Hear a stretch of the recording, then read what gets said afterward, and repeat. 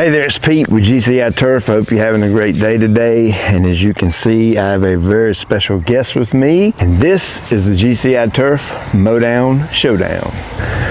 So if you're new to the channel, go ahead and like, subscribe, and share. Tell all your buddies. We've got a crazy cool opportunity to go through 14 of the best stand-on mowers made here out here in the USA. And man, what an honor and a privilege. So we're gonna have a really good time doing this. This is not a paid promotion. None of these mowers are paying me anything to do this. I'm doing this on my own dime, on my own time. One thing I do ask that you be respectful in the comments. I know that you find a bad lemon everywhere, right? I mean, that's the case with anything that you buy. The potential for something to be bad is just there. But I want you to think about something. All of these machines are made in America. American moms and dads, sons and daughters, grandpas and grandmas, brothers and sisters. All these Americans make these machines, get a paycheck, take that paycheck home and provide for their family. So something you might say could potentially affect that in a negative way somewhere down the line. I know that's probably a weird way of looking at it, but it's my way of looking at it. And I ask that you be respectful in the comments. So this is not really a competition style video. You know, we're not gonna come out and say, well, this one's better than this one and this does this better. It's not gonna be that, but what it will be is based on multiple categories. We're gonna do a 0 to 10 scoring system, and in each individual category will get its own score, and then we'll add the scores up and get an average, and you can go back and look at all the mower videos and figure out which mower is best for your business. That's not just me. I've got 3 of my crew leaders are taking these machines out and they're mowing some of our properties as well, and they're actually going to give us a 0 to 10 score on each of the categories. So it's not just going to be my take on it, it's going to be 4 different people's take on it. Just got done mowing the Kentucky bluegrass back there, went over to my father-in-law's yard, cut his grass, and then went over here to the neighbors. So my mind's fresh. That literally just happened a few minutes ago. While it's fresh on my mind, I like to give you what I call one word, and that's one word that kind of gives you my initial thoughts or my initial feelings about the mower, and I try to wrap that up and sum that up in one word. You know, sometimes the word's negative, sometimes the word's positive. Sometimes you might think it's a negative word, but it actually has a positive meaning. So sometimes you might think it's a positive word, but it's got a negative meaning. So you have to kind of hear me out through the video, because I like to explain out my one word, for each of the machines. But if I had to give this one word, my initial thoughts of this mower, and I think that one word for this mower is going to be agile. If you notice the footprint isn't all that big. It's a very short framed mower, and that has some very big negative things about it with it being so short, and we'll go over that in a little bit. But it does make the machine incredibly agile, meaning tight locations, small areas you have to turn around in. If you're on the side of a ditch and you have to whip it around on a ditch, you know, there's not a lot of weight here either. It seems to be a pretty lightweight mower, and you couple that with the short frame, I mean, you can really be quick in turning around and getting in and out and things like that. So I think that was the one thing that impressed me the most about the machine. Nimble would be another word I'd use to describe it if I got to. Agile and nimble. It just fits in that category. There's nothing bulky about it. It's just a real nice, tight, compact package, and you know, that's got to have some weight to it. You know, think about loading your trailer. If you're a company that does multiple accounts and you have several employees in a crew cab truck, and you need as many of these mowers on the truck as you can possibly get, well, this would probably be a good option, just because of the size of it. But like I said, there is some downfalls to having a super short frame, and we'll talk about that when we get to the ride quality. So we'll get right into the categories, and the first category is bad to the bone. You know the look I like. I like the muscle car look, the in your face, I'm going to jump off the trailer and eat the grass alive look. That's the kind of machine I like as far as the way it looks. I'd say this looks pretty pretty tough. I mean, it's a pretty tough looking mower. I kind of like the way the console here kind of comes up and wraps over the mower. I think that kind of adds to the overall look. The rounded back fender wells, I like that, how they follow the tire. I think that's a really cool look. The short stubby frame, that kind of adds to the overall look of it. And I think when I see this mower, I see pit bull. That's what I see, a short stocky pit bull that's ready to attack, and that's kind of the look or the appearance I'm getting from this machine. So I think it looks pretty cool. For that reason, I'm going to give it a score of a 9. So let's talk about the build quality. I've said this in all of the other videos, and I think it holds true for this one as well. I think a lot of this machine could potentially be robot welded, just because I'm looking at the welds and they are so consistent. I mean, just above and beyond consistent. And that's what's leading me to say a robot is welding some of this. But then again, I'm also seeing some welds on it to where it's not so consistent. But obviously it's welded good. It's just when you look at the weld, you can tell a lot of the times if a human being has welded it or if a robot has welded it. And I see robot all over this one as well, along with human being weld marks. So it looks like they have beefed up the frame right here a little bit. This looks to be a 1x2 rectangular tubing as the actual frame, and then they've kind of got some little plates that go down the side of it to kind of beef it up and add a little bit of structure, especially where the front caster plate, this whole assembly can be undone and taken off if it needed to be, and all that's reinforced real good. This looks to be cast iron spindles, which is, they're going to hold up for a very long time. These do look like, your standard typical zinc coated. I think that's what they are, zinc coated maybe. All the nuts and bolts look to be fastened well, put together well. I'm seeing nylon locking nuts where I would want a nylon locking nut. It's kind of hard to beat American manufacturing. When Americans get dialed in and get focused and they're going to go after something, especially when it comes to manufacturing, American companies tend to make things really well, and that's why I like to. Not only do I like to support them because it's my country, it's because they make them very well. That's a really good reason to support American manufacturing. And this machine is no exception. It's built really, really well. It's very, very solidly built, and I really can't find any flaws to speak of. So build quality, for something to get a 10, it's got to be just over the top, dead nuts perfect. If I really sat in here and dug in and looked, I could probably find something that isn't quite perfect on it. And because I'm, kind of hard on this scoring system, I'm not just throwing out 10s left and right. I do think this deserves a 9.5 on the build quality. It's that good. I could see this mower lasting for years and years and years. So next category, let's go to the toolbox and let's see how easy the ease of maintenance is. And when I'm talking about maintenance, I am basically talking about bare bones stuff. I don't hire mechanics. I hire people to cut grass, and we train our guys to change oil, to change belts if they break and need to be changed, and occasionally hydraulic fluid, hydraulic filters, that kind of thing.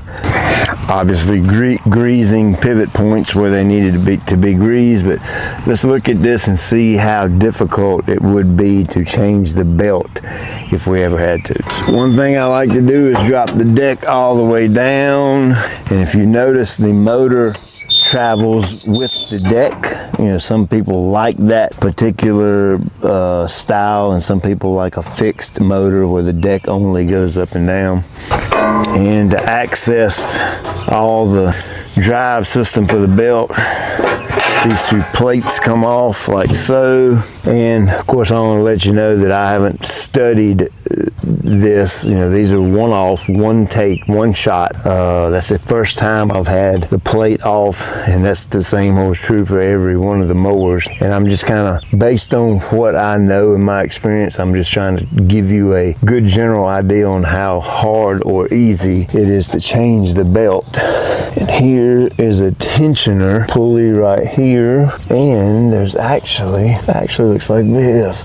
There's a second one over here as well. All right, so what I'm seeing in here is I think this would actually be pretty easy. And the reason I say that is, what do you call those things? Not a pry bar, but what do you call those things? Maybe it's a pry bar.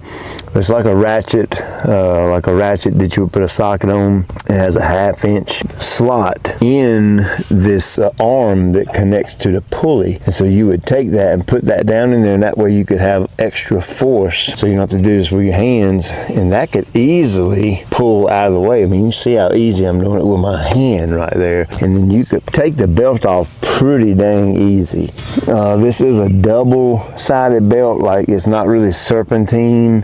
So there's a belt that controls this side, and then in the middle there's a dual pulley, and then on the right side there's a second belt. Make sure I'm telling you right. Nope, I didn't tell you right. On the driver's side on my left there's a single belt that is attached to 3 pulleys, and then on the passenger side on my right side there's one big belt, and that's the one that goes all the way back to the PTO. So there are 2 belts associated with this deck. One's a smaller one that operates, it runs off this middle pulley, and the PTO belt is connected to the middle pulley, and then that one controls the 2 pulleys out here. And then of course the actual PTO belt that goes back to the PTO is one that's longer that connects to these 2 pulleys on the other side. So you got 2 belts here, and you know, when you get in that situation, me personally, if one is old and wore out and breaks, I'm going to change them both. That's just the way I've been for years, because typically the other one isn't far behind as far as braking goes. I think this might be the first mower that I've seen grease zerks on the casters right there, but they are easy to get to. I've been looking for grease fittings on all of these mowers, and some of them are kind of hard to see or find, but you can see there's another one right here that's pretty easy to get to. All right, so continuing on ease of maintenance, let's come over here, and we can pretty easily get to the oil filter. That's not a big deal is getting to it. You can probably take an oil filter wrench and get it out here.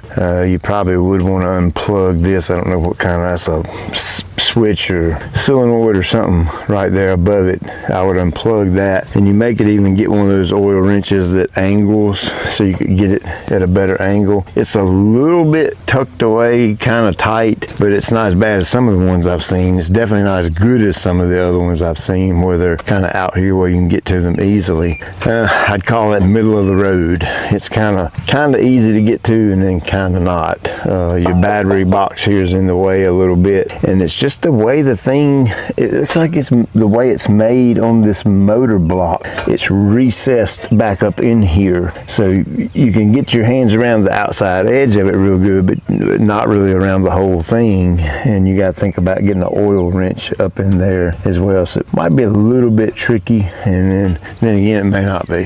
Now this right here is one of my pet peeves. Okay, here's your oil drain right here, and look at how difficult that is to get to. Now you can see they've cut a hole out right there in the frame so that the oil will run out there. And can you get a oil pan up under here? It looks incredibly difficult to do. I mean, there's literally no space. Now John Deere may send a tube that slides over the end of this spout right here. I don't know if they do or not. I didn't get one. And then obviously here's your nut right here on the end that you can crack that nut open run, and that'll let the fluid, the oil come out. But all that seems kind of easy, but where's the oil go? That's the thing that's kind of a pet peeve of mine, is where's the oil going to go once we, crack that open and let it run. Of course, if you're on a lift, you can put an oil pan or oil drain up under it, but the lawn care companies that I know of, including myself, we don't have a lift to put a mower up on. So we typically change the oil from the ground level. So I think this needs to be easier. I don't like that design. I just don't. If John Deere sends a tube with it, yeah, that's going to make it a little bit easier, but not much. And you can kind of get a better view back here, but you can see there's no way to get an oil pan up in here. Let's drop the deck and see if that changes anything.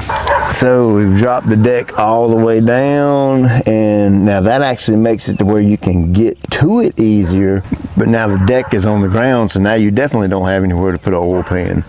So I could see if you drop the mower deck down, put a tube on it, and run the tube out here and have your oil pan sitting beside the machine, then open everything up, and I would imagine it would drain out pretty easily then. So if that's the intended way to change the oil, is to drop the mower deck down, put a tube on it, and drain the oil outside of the frame, then it changes my mindset all the way. I mean, it makes it a pretty easy thing. But if the design isn't that, then that's very difficult. All right, so let's come back here and see if we can find hydraulic filters, and if we can even change the hydraulic oil using simple, basic tools. That pops out pretty easily, and then this is going to raise up like, oh, but it's not going to stay. That'd be nice if it stayed up. So here's your tank, very easy to get to. The hydraulic filter is right here, and it's actually pretty easy to get to. Let's look at it from this side. Oh yeah, the hydraulic filter is super easy to get to, much easier than the oil filter. Where would we drain this at? And again, you've got to remember, I'm not a mechanic, so we're looking at this as owner operators who, a lot of us know how to fix stuff, but we're not actual mechanics. So again, first take on all this, first time seeing all this, so I'm trying to learn it and figure it out as we go. I'm gonna raise the deck back up and see if that makes a difference.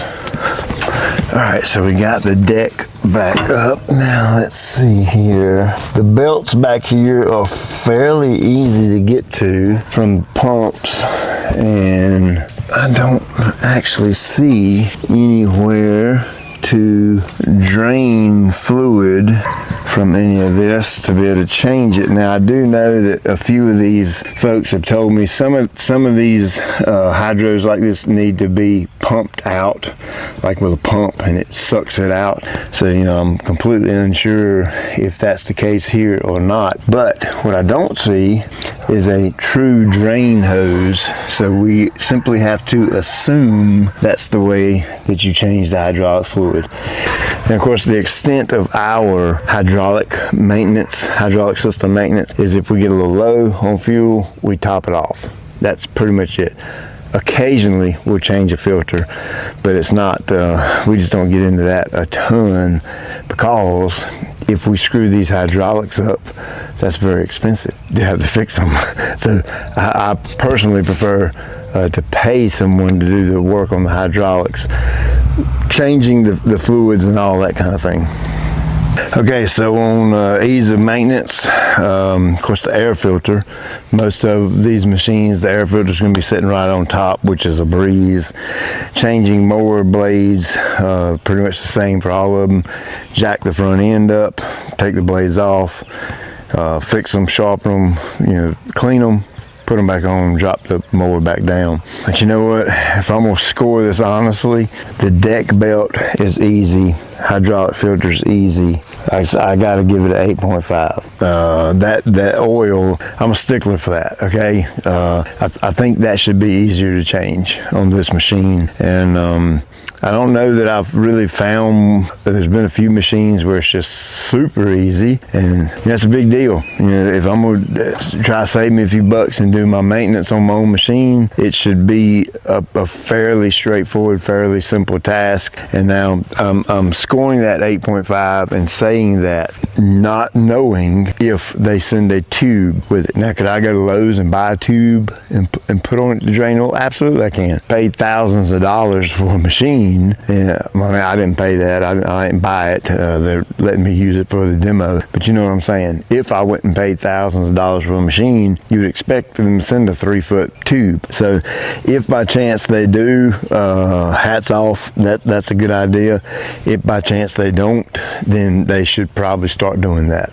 So next category, we're going to go over to ingenuity. That's the controls, ergonomics, functionality, ease of use, comfort, how to cut adjustment, fuel tanks, and that has to do with the layout, how all the control panel right here fits in your hands, how easy is it to work, and that kind of thing. So let's start with the layout of the controls. I just need to be blunt here. It's terrible. I just do not like it whatsoever. I feel like when I'm in the cockpit, I should be able to reach everything within the arm's length, and I should be able to get my hands on everything easily and comfortably. Well, if you notice, the controls are all tucked up under here, so I either have to go from underneath, I either have to go down through here, or you could potentially come around the front side and throttle up and down. But I don't like that at all. And the reason I say that is, look at all this space back here. I've got all this wide open space. I understand that a lot of this has to do with the design and the manufacturing. The throttle can go right there. It can't go anywhere else. I don't know that. But from an end user perspective, I'm not going to dig in and call the manufacturing engineer and ask him why he put it there. I just want it down here. I don't care why they have to put it there. I want it where I can get to it. And with all this open space along this bottom, it would be so simple. I think, I say simple, but that's without knowing the manufacturing process, to move the key down here, to move the PTO straight down, to move the throttle straight down, and to move the choke straight down. And everything would be right here where you could easily and rapidly get to it with zero issues. Now, by now, you guys should know I'm a left-hand park brake guy, right-hand height adjustment guy. I prefer that layout. You may like something different, and that's completely fine. But I do find the parking brake to be very easy to get to and very solid. It's got a good firm lock on it. The height adjustment right here is easy to get to. We'll talk about how easy it is to manipulate in another category, but the layout of it, where it's positioned, it's in a wonderful spot. Couldn't get no better, I don't think. So the layout of the controls, I feel so strongly about this, I'm going to give it a 7. I just do not like that at all, because when I was mowing and having to turn the PTO on or turn it off, I was having to go up under here, and then sometimes I caught myself going here to get it, and I'm not a fan of that layout, especially when I see all this open area down here. That's what makes me not a fan of it, because I just see an opportunity, is what I see right here, to make it so much better. So I'm going to give that a score of 7. Now, what about the ergonomics? And that's how it fits your hands. I have fairly good sized hands, and I found the ergonomics of this to be pretty dang good. I mean, my hand seems to rest just in the right spot where I can barely get the end of my fingers wrapped around this front bar here. And on the controls, some of these machines have a rigid bar front, rigid bar rear, and the controls are in the middle, and then there's some of them where they have one rigid bar in the middle, and they have two sets of controls, a set back here and a set in the front, and you would pull it to the rigid bar or push it to the rigid bar.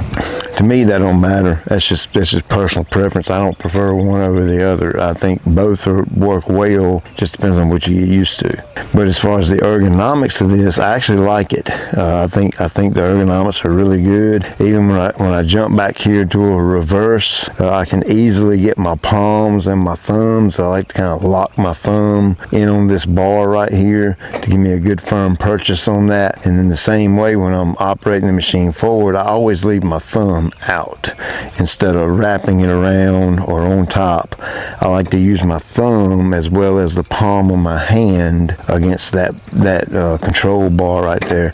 So I find that to be really nice. This is nice other than the fact you see this twisting. I found that happening to me quite often. When I would go to pull the deck up, it wants to keep twisting in your hand, and it's actually twisting all the way down. So I get it. You know, they won't put glue on it because it sticks to it. If you ever have to replace it, you can't get it off. But the twisting thing is not a huge deal. It's just one of those things that's kind of agitating. It's not a deal breaker by no means, but it is one of those things where, yeah, I think they could possibly improve on it. You know, maybe only use a short piece here so that it can be glued. This material, I don't know what that is. Some type of a neoprene, maybe. I don't know what type of material that is, but it feels good to your hands. Whatever this material is, it's the same material here, and it actually feels good on your hands. But again, it twists, and that's just a little me being over peculiar, I guess. So ergonomics, you know, I think everything feels really good to me. I like the shape, the curvature of the bar, and of course your control levers follow that same contour, so that when you go into the machine, you know, these aren't sticking in one direction and this is in another direction and putting your hands in a funky position. You basically can go straight into the machine, purchase, and go.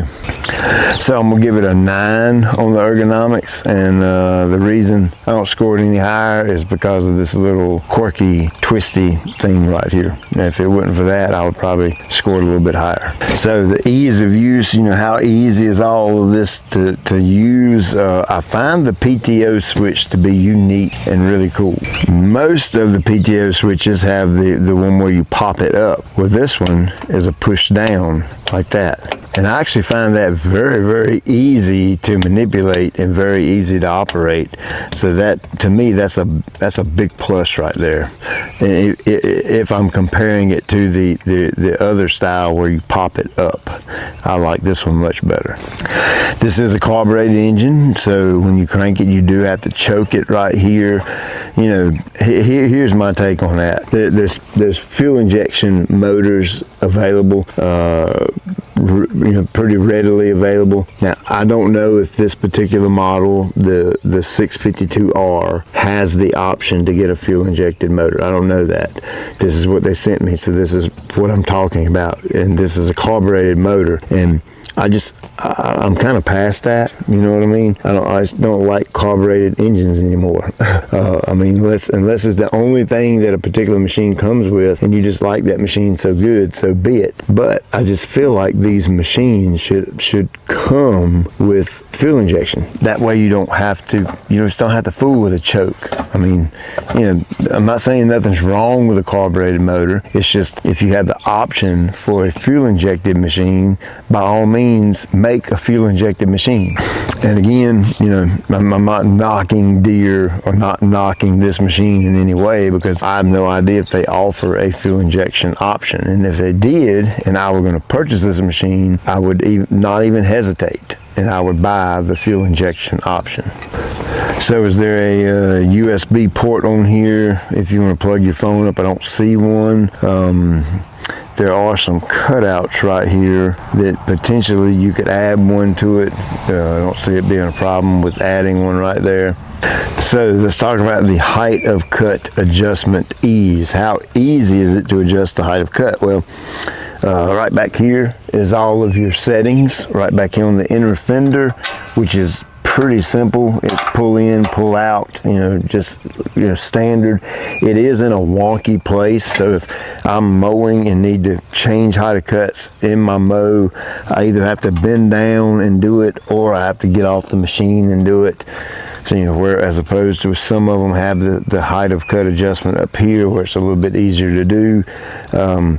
This particular, the bar here, is a little bit different. Okay, if you notice, there isn't a button on it. I don't mash a button to adjust the height of cut. Now, I will admit it is taking me a little bit of time to get used to this, but what you do is you pull back and in just a little bit. You pull back and then in toward the mower a little bit, and then you can release it.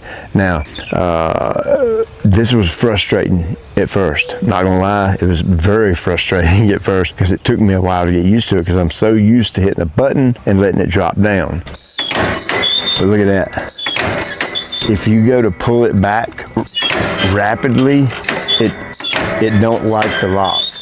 You have to come straight back and do it gently, and it'll lock every time. So let's go through that again. Pull it back and in, drops it down, pull it back gently, and it locks fine. Again, you can't be rough with it. You see, when I try to put a little bit of force into it and just kind of pop it back and lock, it won't lock for nothing.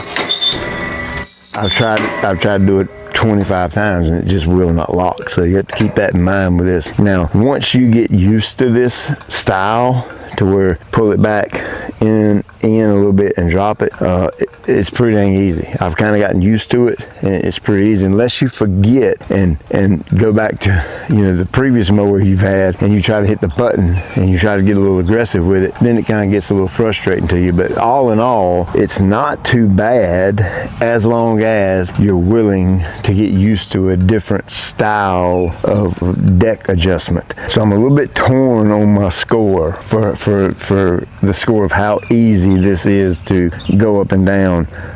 If you think about it at a bare bones level, pull it back, drop it down, that's pretty dang simple.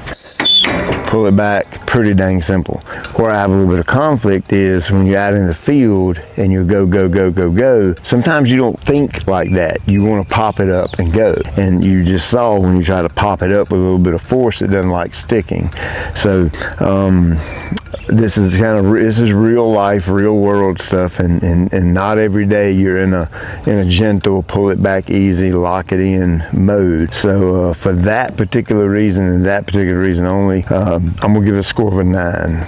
Now, fuel tanks, we don't actually do scoring for the fuel tanks, but just to let you know, there's one on this side over here, and of course the battery is on this side over here, and that goes kind of back to the ease of maintenance. I forgot to show you that, but you basically undo this wing nut and the battery's right up under this compartment, so that's pretty easy to get to. But fuel tanks, my personal feeling is I like dual tanks. Okay, I prefer that. One for capacity, two to even out your load for weight distribution. If you get on a steep slope and you're full of gas and you're leaning to the right, is that going to affect the mower on a hillside? You never know. But I do know that if I had tank on both sides and it equals it out, it's actually going to help it and not hurt it. So next category is battle of the blades. A lot of people love a good cutting mower, right? Well, let's go over here in the garage. We're going to go over here and look at the lowest height of cut to the highest height of cut, and then we're going to test it and see how accurate that is by measuring the blade off the ground. So under the deck of the John Deere, looks pretty typical, pretty standard. First glance, you got the same basic design right here where the blade follows the contour of the inside of the deck right along that edge right there. All these manufacturers are going to have their own little quirk or their own little design as far as the baffling goes and under the deck and that kind of thing. Each is going to be kind of unique in their own way. Obviously, I don't understand or know that uniqueness for every single machine, but just in general, looking at this, looks pretty cut and dried, pretty standard as far as under the deck goes. The front baffle right here, actually, you can see the nut right here. There's a bolt on top. And when you go down here, you can see the other nut and bolt right there. This appears to be removable. Now, why it's removable, couldn't tell you. I have no idea. I would assume possibly so you can install a mulch system on this particular deck. But again, that's me assuming. I don't know for sure. You'd have to look at the John Deere website to find out exactly why that's removable. Do have a little stripe kit back here, and you can see it is adjustable right there, where you can, looks like you can lower it down or raise it a little bit if you wanted to. But all in all, spindles look good. You know, everything. This is one thing you do want to pay attention to when you're changing blades. Some of these machines are going to have washers or spacers positioned in a certain way, and when you take the blade off to sharpen it, balance it, clean it, you want to make sure these washers go back in the same orientation. So good looking deck up under here.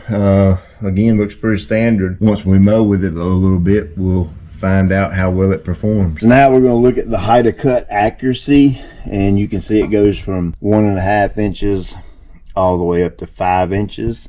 But let's see just how accurate it is. We'll start off at the 1.5 inch mark. And we're at 1.5 inches, but you can see it's pretty off, coming in at 2 inches. So about a 1/2 inch off, 1/2 inch discrepancy there. Now we'll come over here and try it at the 3 inch mark. And 3 inches, we're actually coming in at about 3 1/4. So I've got the deck set on 3 1/2, but you can see in reality it's showing about 3 3/4. And now we'll check it at the 4 inch mark, and we're more like 4 1/4. You can see right there, it's still about a 1/4 inch off. And we'll go all the way up to 5 inches, and you can see we're still about a 1/4 inch off or so. So there you see, you know, it's just not set well. It's off. The lower height of cut was off, but as it gets a little bit higher, it got a little closer, but it's still off. So for that reason, we'll give it an 8. The height of cut accuracy gets an 8. Now I do want to make mention of this and say this. I've said it in all the videos. Most of these have an adjustment on them, and I'm pretty sure this is it right here, to where you can adjust it to be spot on, dead perfect. Now I don't know if that is the dealership is supposed to adjust these before they sell them, or if they're done at the factory. I don't know, but either way, this mower was not done correctly. So for that reason, I'm going to give the height of cut accuracy an 8. Cut quality, big deal. Everybody wants a nice cutting mower, right? Blades on all the machines were balanced to perfection, sharpened by me and my staff, so that everybody had an equal playing field. And I'd have to say the cut quality on this, just being completely honest with you, I wasn't impressed at all. It left quite a few scragglers in my fescue, and that was mowing at a fairly slow pace. I'm not trying to win the Tour de France or Indy mowing my yard, so yeah, I mow it at an average speed. The quality of cut is good. I've got a clean cut, but for someone with me who looks at the fine details in the quality of cut, I see scragglers, and I don't like scragglers. When I cut the grass, I want all the grass cut. I don't want to leave little, and what I mean by scragglers, if this is the canopy of the turf and we mowed it clean, scragglers kind of stick up here and there. Every now and then you'll get a little blade of grass that kind of just wants to hang up, and I don't know if the blades just kind of slide by it and don't grab it and cut it or what. A lot of that's got to do with blade tip speed, and I can say that I don't think the blade tip speed on this mower is all that high. I could be wrong, but that also creates the vacuum that pulls the grass up so that the blades can cut it, and I don't get a lot of vacuum out of this mower from what I can tell. So I think if you add that blade tip speed and the vacuum isn't quite as strong as I would want it to be, I think that's why you get the little scragglers here and there. So quality of cut, I'm gonna have to give it an 8, because I don't think it's worthy of anything higher than that.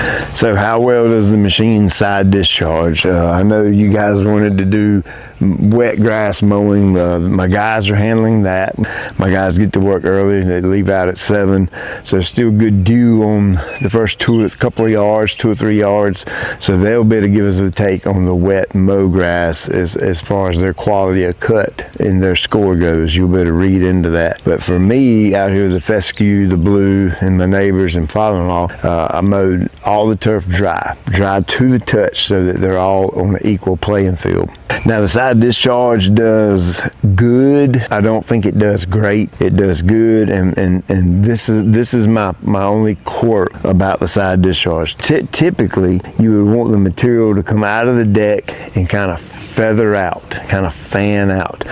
Well, I noticed the entire time I'm mowing, I have a much more solid leading edge, meaning this little, look at there, there's a straggler right there, where that leading edge of material comes out of the deck right here at the opening, in the front of the opening. It didn't like to scatter. It kind of stayed in a straight line, in a concentrated line. It almost looked like I had a constant rope of grass coming out up here at the leading edge. Now from here back, I had zero issues, none whatsoever. And that one leading edge, we'll call it a rope of grass, would leave a little bit of a streak where I was throwing it. If I threw it, a stripe over or the next stripe over, I could go back and look and see where the grass is scattered, and then I could see that rope that it left. It didn't do it at all at my neighbors. It didn't do it at all at my father-in-law's. Now both those yards are non-irrigated fescue. Been a little bit dry,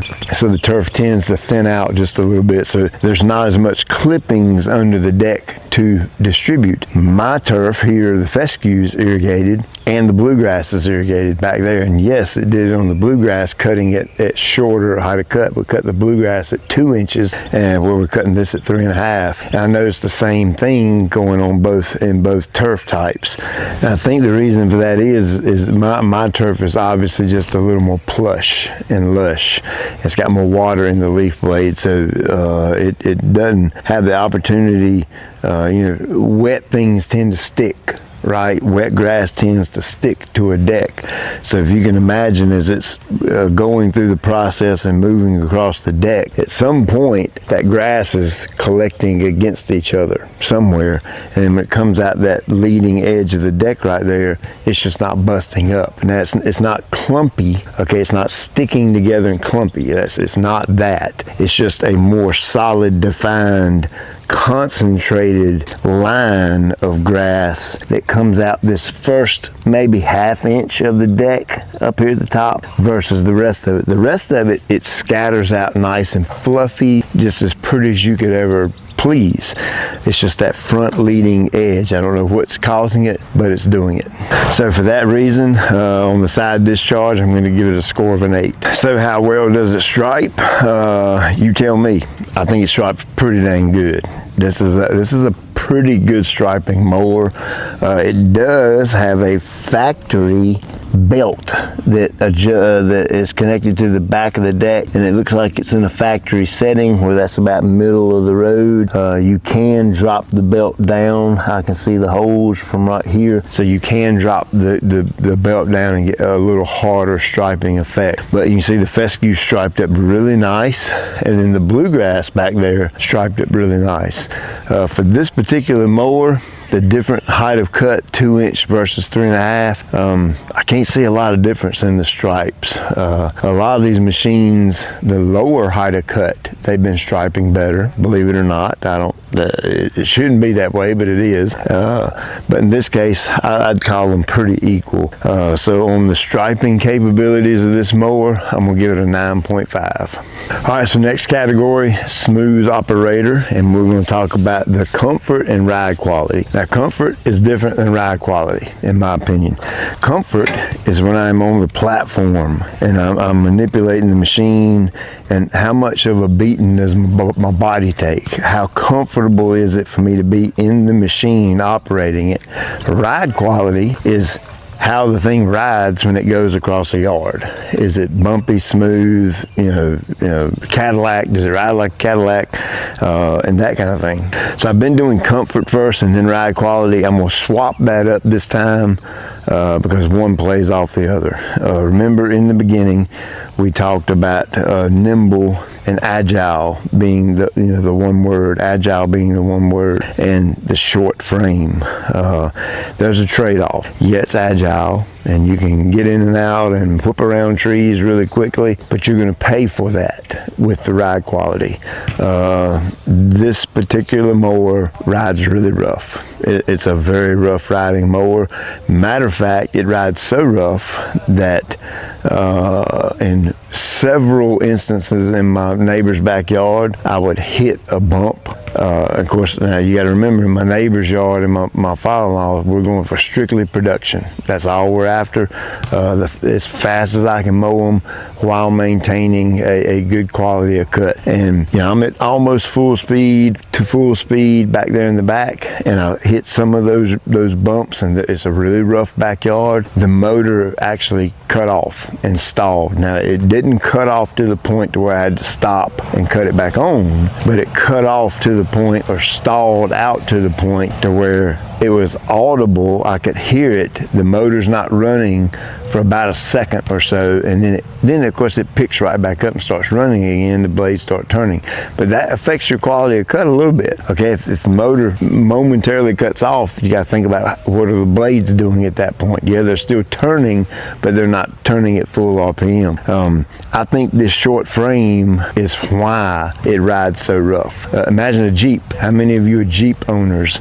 And that real short, little CJ5 or Wrangler or whatever they are, that short frame truck, those things ride like a horse and buggy. Well, the same concept applies here. I did notice one thing: the slower I mowed, the harder the impact was. That just kind of told me just how rigid this short frame is. I've got this one spot over here in my yard where there's an irrigation head, and the irrigation trench goes out on each side. That's a pretty severe drop off. It may be like a 2-inch low spot, and I'm mowing my yard pretty slow, and it hits, and the front tires almost comes off the ground. That's how rigid that front end is, and it popped like that, and that's not mowing fast at all. So that gives you an idea just how rough the ride is on this machine. Now on the floor pan back here, there is some adjustability, and I probably should have adjusted that to stiffen the floor pan up a little bit. I'm 6'1", 250, so I'm not a little kid anymore, so I put a lot of torque, a lot of pressure, weight on these floor pans back here, so I probably should have stiffened that up to its max before I mowed, but I didn't. So it's on the lightest setting. So as far as ride quality goes, I'm gonna give it a 7, because it's not a good ride quality as far as the machine goes. The ride quality is just not there. And on the floor pan back here, if I would have adjusted to firm it up a little bit, my comfort probably would have been a little bit better, but I will be straightforward with you. I was a little sore after mowing with this mower because everything's so rigid and it's such a bumpy ride across rough terrain, and the weight of me, it was not easy for the floor pan to absorb that shock. So I was actually feeling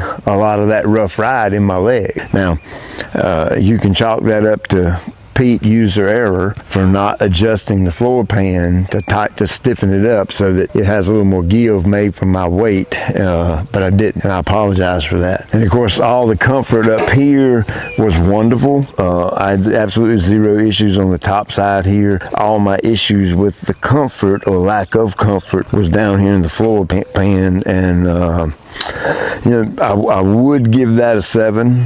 But I'm going to give it the benefit of the doubt. I'm going to give it an 8. I'm going to score it an 8 for the comfort, simply because I should have took the initiative to adjust that floor pan so that it fits my weight better. So next category is horsepower. This is a 23.5 carbureted John Deere engine, and as far as enough power to manipulate the machine and make the machine, you know, do all the tasks it is supposed to do, I think it's got good power. We'll call it good power, but it can definitely be better. Absolutely can be better. I would love to try this machine with a little bit bigger engine, fuel injected, a few more horsepower, you know, up around the 25-ish horsepower or so with fuel injection. And I think if I did that, a lot of things would change, meaning that quality of cut might change, because you know, I associate more horsepower with higher blade tip speed. That's just the way I look at it. It may not be the case, but it's the way I see it. Higher RPMs means the blades will turn quicker, meaning every time you go over a little part of grass, the blade is going to hit that blade of grass a lot more times, giving it a more clean cut. And that also, a higher horsepower may help with the side discharge to kind of blow it out a little bit harder, because the blades are spinning faster. Now, I'm not an engineer. I don't know if that's actually the way all that happens, but just, you know, thinking through it, you would assume that's the way it happens. So the power, so I'm going to give it an 8.5 on the power.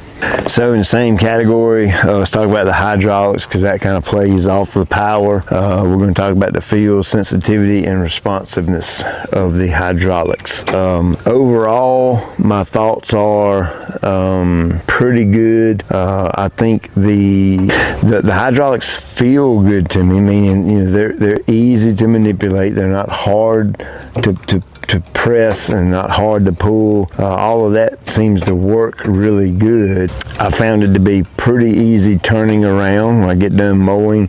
You know, one forward, one back, one forward, one back. All that seems to work pretty good, and not a lot of effort required to make that happen. So on the feel, I'm going to give it a score of a 9.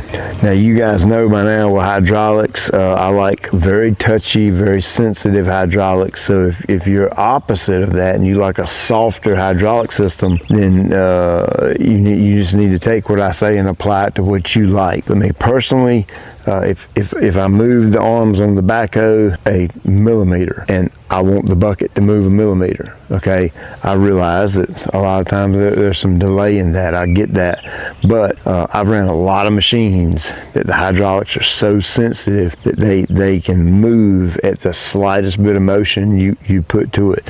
So that's what I prefer. So that's what I'm basing all this on. And again, if you're someone who likes a mushy hydraulic system or a softer hydraulic system, then you're obviously not going to like it the way I like it. So you can take what I say and apply it to how you prefer your hydraulics. Now, obviously, when I crank the machine and the hydraulics have pressure on them, this is going to be a little bit different. But you can see that little bit of play right there. I'm not a fan of that at all. It's actually more play going to the rear than it is to the front. Now, that could be something in the linkage that I could adjust and make it a little more sensitive or responsive. But I found that overall, they're pretty responsive once you get to a certain point. Meaning, this first inch forward and this first inch back, they were sloppy. It's a little bit sloppy, but once you get past that first inch, and maybe that's what it takes for it to be at full capacity. I don't know how to word that, but once I get past the first inch, I found it really responsive. I found it really easy to turn around, and it did exactly what I wanted it to do, and the sensitivity was there as well. But this first inch or so, it was kind of like it had a lag in it, kind of like you give it the gas to go, but it takes it a second before the gas actually gets there and you go. I kind of got that feel with the first inch, maybe 3/4 of an inch of movement in the control arms. Something else I didn't like at all when I was riding down the road, and of course this isn't apply to mowing grass, but actually it might. When I was riding down the road at full throttle, I had to literally let this back on, and I was going down the road and I went to make a right turn to go down to my father-in-law's. I had to let this back almost halfway before it even started to make the turn.